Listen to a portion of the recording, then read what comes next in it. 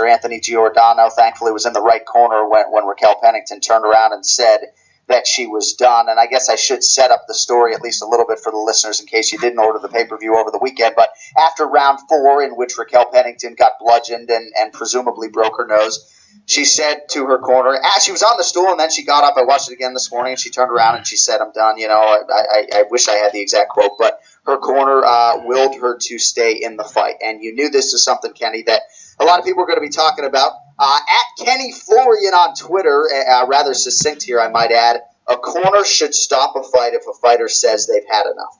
That's your thesis statement. Largely, it's mine on this. I mean, I can understand parts of the other side, but the floor is yours, kid. I would have liked to have seen her corner prevent her from further damage, and they went in the other direction, and here we are talking about it. Well, it was you that very quickly pointed that out, so well done on that, John.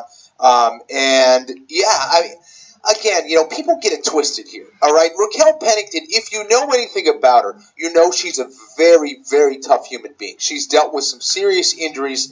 I think she had a broken back. She had a broken fibula before and powered through a fight. If a fighter as tough as Raquel Pennington says, you know what, I'm done, I've had enough, and you have the intelligence to see what is going on in rounds 1 through what? Was it between 4 and 5?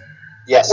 And if you're seeing rounds 1 through 4, and you're seeing that your fighter really does not have much of a chance at all, and Raquel Pennington isn't that one-punch knockout artist, or Good that point.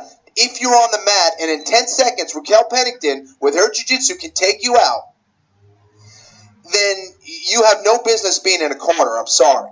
Because you just don't know the game. You don't know the fighting game.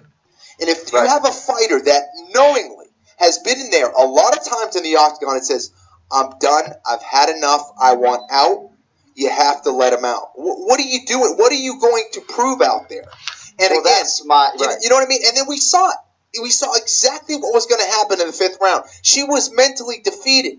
If your fighter is mentally defeated and saying they want out, that's a different story than saying, I don't know what's going on out there, coach.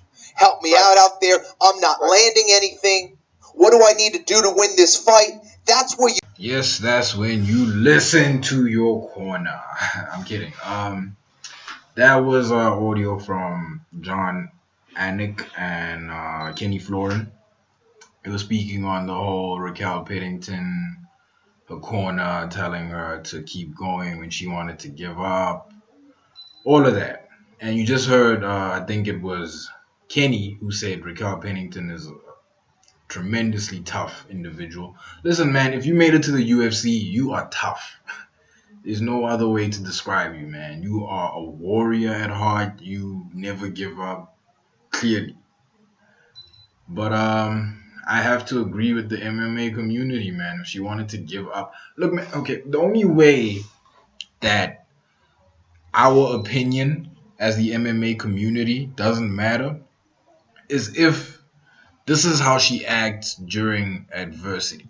You know what I'm saying? You get those people when they get into a tough situation, they say they want to give up. But naturally, you knowing who they are, knowing their personality, knowing their behavior, that's just the signal for them to get a cosign from you.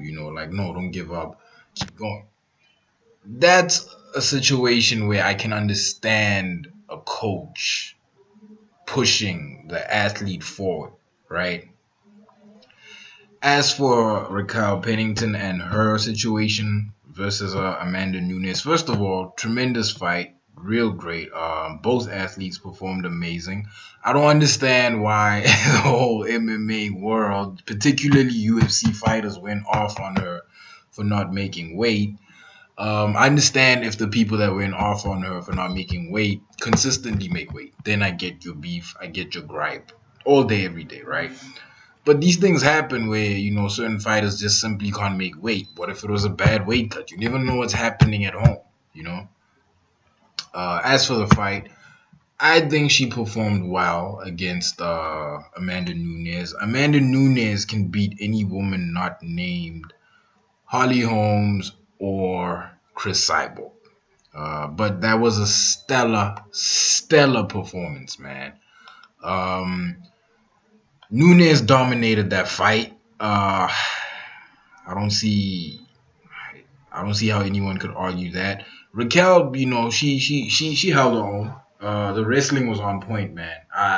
It was on point. I had to rewind parts of that fight just to see what she did, how she got the takedown, how she got Amanda's back, all of that. Her jiu-jitsu is on point. Her wrestling is on point. Very, very, very good. I won't lie. But as for the fight and her giving up, I think the only way her corner can justify their actions is if her corner says to the fans and to the MMA community that that's how Raquel acts, my guy. Her giving up is her saying, listen, man, I need motivation. You find those people throughout life, man. I've met gang of them. I tried to be like them, oh, I'm giving up. No, I really gave up. I'm not that, but Raquel, yeah, man.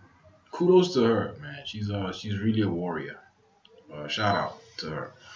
But let me know what you guys think. Like, comment, subscribe, and I am out.